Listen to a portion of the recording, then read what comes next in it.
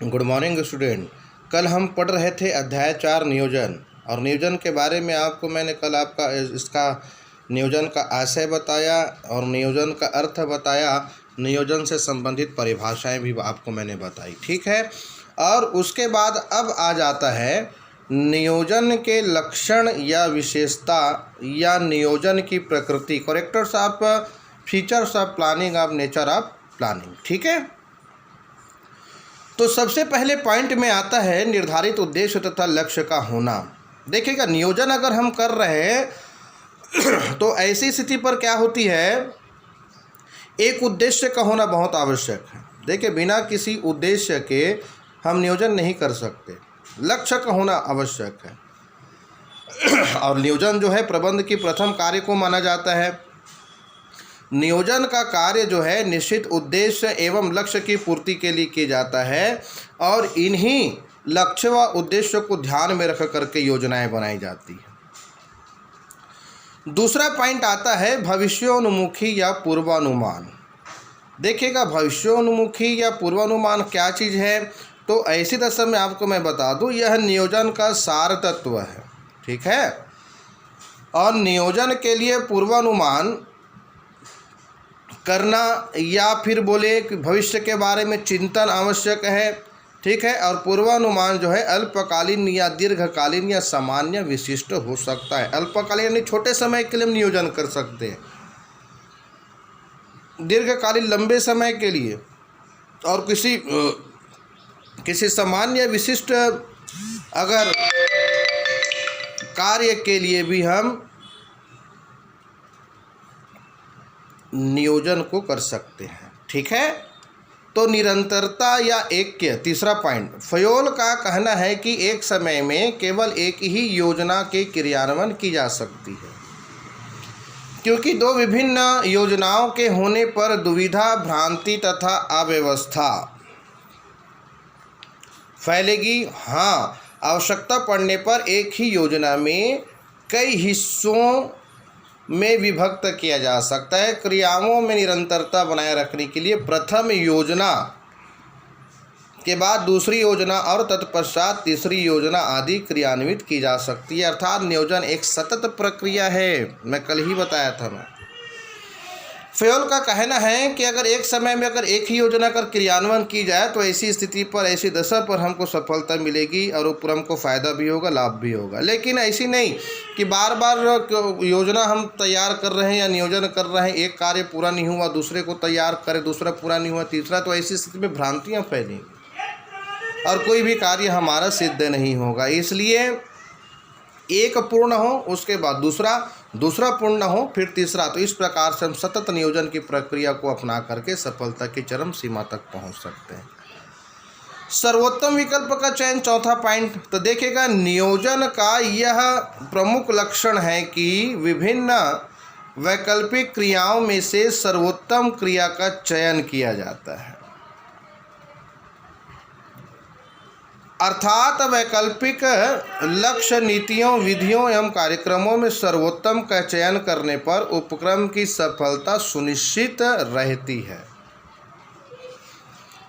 सर्वोत्तम जो श्रेष्ठ हो हम उसका चयन करेंगे, ठीक है।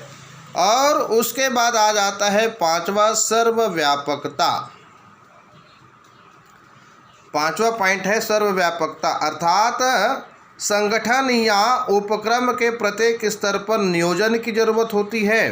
देखिएगा, नियोजन की ज़रूरत तो हमेशा पड़ेगी, क्योंकि प्रबंध का प्रमुख और पहला कार्य ही नियोजन है, ठीक है। तो चाहे अध्यक्ष हो या साधारण फोरमैन, चाहे प्रबंध का वो अध्यक्ष हो या फिर उस उपक्रम का आखिरी कर्मचारी जिसको हम फोरमैन कहते हैं। देखिएगा, अध्यक्ष का नियोजन कार्य नीति निर्धारण से संबंधित होता है ना, जबकि फोरमैन नियोजन के कार्य दैनिक कार्य को निष्पादन से संबंधित होता है।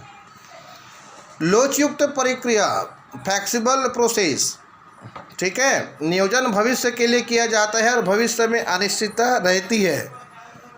अतः नियोजन में निरंतरता के साथ साथ लोच यानी परिवर्तनशीलता भी होनी चाहिए।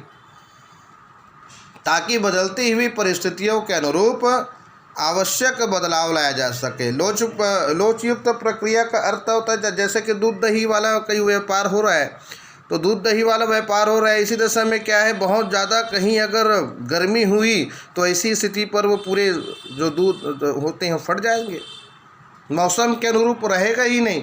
तो हम नियोजन को ऐसा करें कि हर दशा में हर मौसम के अनुकूल वो क्या हो, आवश्यकता पड़ने पर हम उसको क्या किया जा सके, परिवर्तन किया जा सके।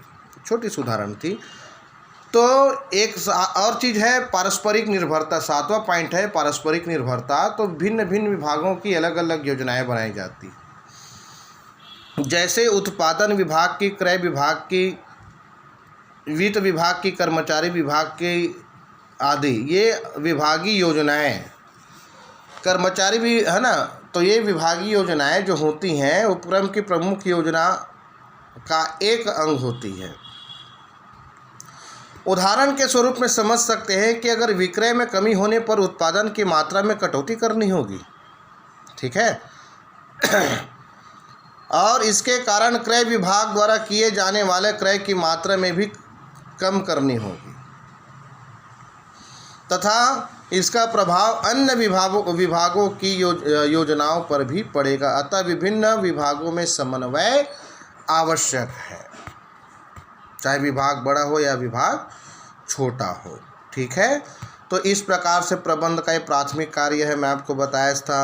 और समय तत्व का महत्व इसमें होता है, साधनों की उपलब्धता पर आधारित है, निर्णयन का अंग है और बहुत सारे इसके और लक्षण होते हैं। तो इस प्रकार से हम कह सकते हैं कि नियोजन जो है प्रबंध की प्राथमिक और महत्वपूर्ण कार्य है, प्रथम कार्य है। और इसके लिए प्रबंध में इसको सतत प्रक्रिया का नाम भी दिया जाता है, ठीक है। तो एक एक पॉइंट को आप अच्छे से डील करिए और साथ ही साथ अच्छे से गहन अध्ययन करिए। कल मैं आपको बताऊंगा नियोजन के उद्देश्य और नियोजन का महत्व, ठीक है। तो आप अच्छे से अध्ययन करिएगा और अच्छे से इसका पॉइंट टू पॉइंट नोट करिएगा। आज के लिए बस इतना ही। Thank you.